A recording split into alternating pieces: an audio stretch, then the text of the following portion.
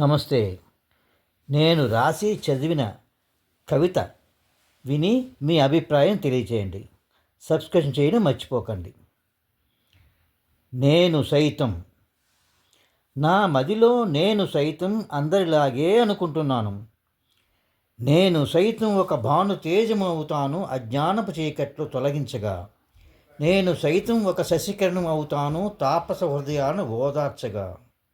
నేను సైతం ఒక హిమ బిందువునవుతాను గ్రీష్మతాపం అణచగా.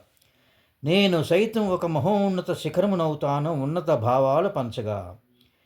నేను సైతం గలగలా పారే సలయేరునవుతాను జంటల హృదయాలు సేదతీరగా.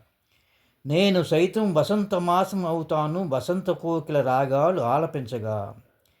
నేను సైతం రైతన్నను అవుతాను ప్రజల ఆకలి తీర్చగా. నేను సైతం వీర జవానునవుతాను భారతావనిని రక్షించగా.